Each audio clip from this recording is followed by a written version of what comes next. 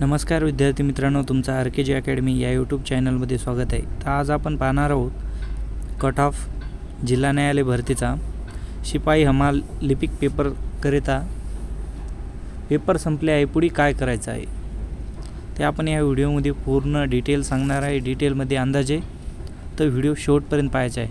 Video आवडल्यास व्हिडिओला like आणि चॅनलला सबस्क्राईब करायचं आहे।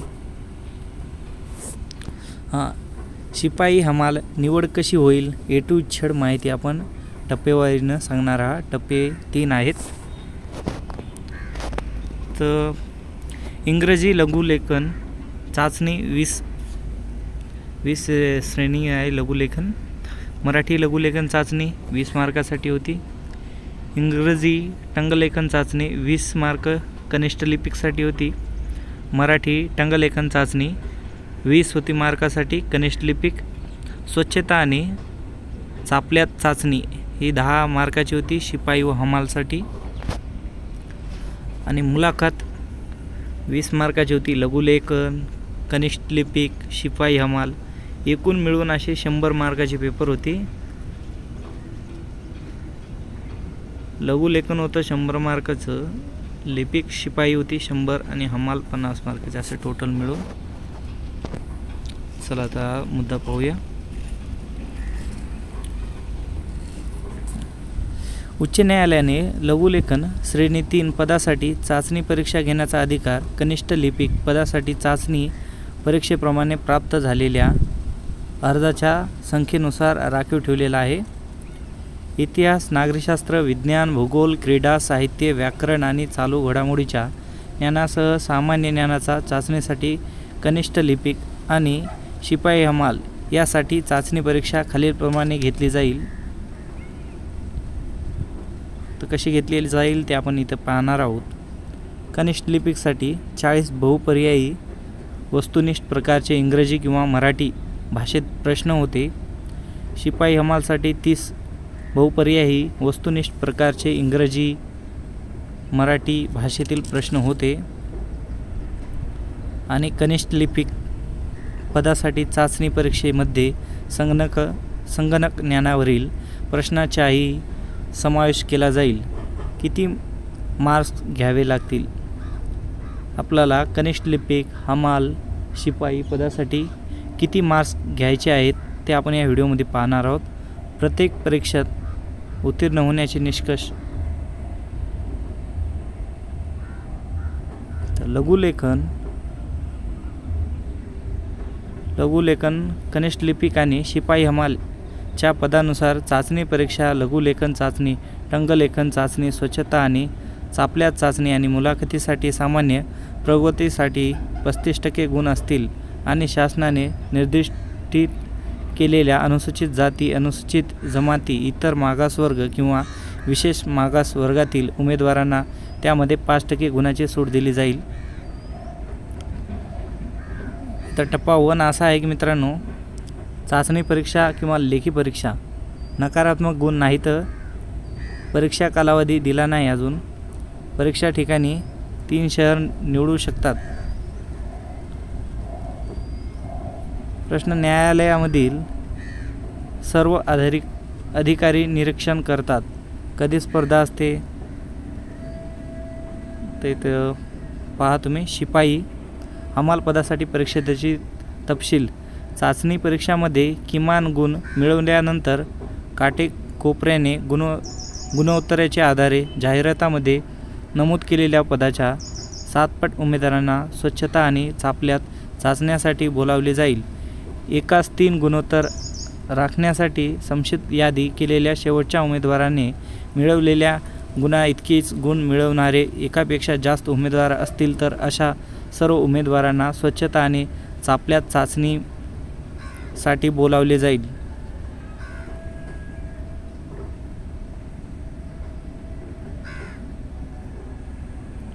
जे उमेदवार स्वच्छता आणि चापल्यात चाचणीमध्ये किमान गुण मिळवतील त्यांना मुलाखतीसाठी पात्र धरले जाईल। आणि लिपिक टंकलेखन सुरू ठेवा। शिपाई हमाल स्टेजसाठी तयार राहा। कट ऑफ किती लागेल अंदाजी माहिती कट ऑफ त्यानुसार असाच लागेल असे काही नाही. हा कट ऑफ नाही, अंतिम निवड नाही. अंतिम निवडसाठी अजून 2 टप्पे आहेत, त्यावरून मग तुमचा कट ऑफ ठरेल. हे मार्क आहेत ते फक्त पुढील टप्प्यासाठी माहिती आहे. लिपिक अंदाजित कट ऑफ त्यानुसार असाच लागेल असे काही नाही. पेपर कसा गेला? मराठी सोपा होता, इंग्रजी सोपा होता, संगणक मध्यम, सामान्य ज्ञान मध्यम किंवा कठीण, गुण सामान्य होईल. 40 पैकी कमीत कमी 25पर्यंत या भरतीसाठी कॅटेगरी नुसार निवडत होत नाहीत. फॉन्ट बदलत नाहीत, प्रसिद्ध होईल. फॉन्ट बदल माहिती प्रसिद्ध होऊ शकत नाही.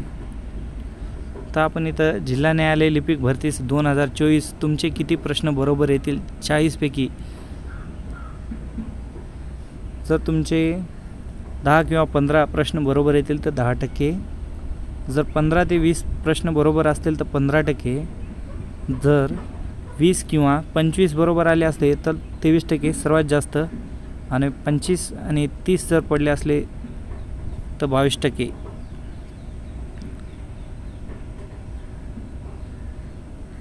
जुजित माहिती 05 व त्यानुसार अंदाजित माहिती कट ऑफ त्यानुसार असाच लागेल असे काही नाही. पेपरमध्ये सामान्य ज्ञान हार्ड गेले आहे, गुण सामान्यीकरण होईल. या भरतीसाठी कॅटेगरीनुसार निवड होत नाही. 30 पैकी 15 ते 20 दरम्यान मार्क असलेस जिल्हा न्यायालय शिपाई हमाल भरती 2024 तुमचे 30 पैकी किती प्रश्न बरोबर येतील? जर तुमचे 10 किंवा 15 प्रश्न बरोबर आले असेल तर 14%. 15 किंवा 20 बरोबर असतील तर 32%. अरे 20 किंवा 25% बरोबर असेल तर 33%. किंवा 25 बरोबर असेल 30 तर 21%. क्या हुआ? उसका कोड शब्द होगा ना.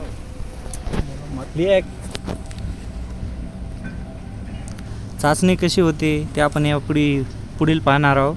सर्व साहित्य एका ठिकाणी ठेवलेले असते, त्यामध्ये मग साफसफाईचे साहित्य व इतर वस्तू असतील. ते घेऊन कोणाला ऑफिस, कोणाला इमारत परिसर दिला जातो, तो साफ करणारे असेल. शौचालय नसते. प्रश्न 3. त्यानंतर क्रियाशीलता चाचणी होते. यामध्ये ऑफिस किंवा न्यायालयामधील खुर्ची व्यवस्थितपणे लावले असते. तुम्हाला जे जमतं काम सांगणार असतील ते त्याचे काम चालू असतात. जसे संगणक साफ करणे असेल, त्यांचा कामाच्या फाईल व्यवस्थितपणे ठेवणे व घेऊन जाणे असे सांगू शकतात. किंवा ऑफिसमधील सर्व पसारा व्यवस्थितपणे लावणे हे पण सांगू शकतात. ते काम तुम्ही कसे करता, किती लवकर करता ते पाहिले जाते. यामध्ये एका जजकडे 7 उमेदवार असतात, त्यापैकी त्यांना मुलाखतीसाठी 3 उमेदवार निवड करणे आहे, तर सर्व निरीक्षित केले जातात. जसे की उदाहरण, साफसफाई ऑफिसमध्ये करण्यास सांगितले तर सर्व 7 जण असतील. मग एकमेकाशी न बोलता आपले काम करायचे असते. तुम्हाला समजा झाडू, पोछा आणि बकेटवर कपडा भेटला तर मग तुम्ही अगोदर काय कराल? तुम्ही अगोदर काय करायला पाहिजे तर आजूबाजूच्या झाडून जाळ्या काढणे, मग दरवाजे किंवा टेबल असेल तर कपड्याने पुसून घेणे व नंतर. आणि हे काम तुम्ही किती चपळतेने करता व स्वच्छ कसे करता ते पाहिले जाते. तर एकंदरीत स्वच्छता येते का, तर स्वच्छता चाचणी आणि किती चपळाईने काम करता, तीच आपली क्रियाशीलता, याचे 10 गुण. आणि मग एकाच 3 एवढे पुढे मुलाखतीसाठी निवडले जातील. मुलाखत कशी होईल? 10 गुणासाठी जज असतात किंवा अधिकारी, वकील असा पॅनल असेल. साधे प्रश्न विचारले जातात. तुमचे शिक्षण किती झाले, काय अनुभव असेल तर त्याबद्दल प्रश्न विचारतील. आणि घरी कोण कोण असतात, घरचे काय करतात, तुमचे काय आवड आहे, काय काम करता, इतर असेही विचारले जाऊ शकते. यामध्ये तुमचे कामाची आवड, तुम्ही काम काय करू शकता, इमानदारीने हे सर्व तपासले जाते. जर तुम्हाला आजचा व्हिडिओची इन्फॉर्मेशन आवडली असेल तर व्हिडिओला लाईक आणि चॅनलला सबस्क्राईब करायचे आहे.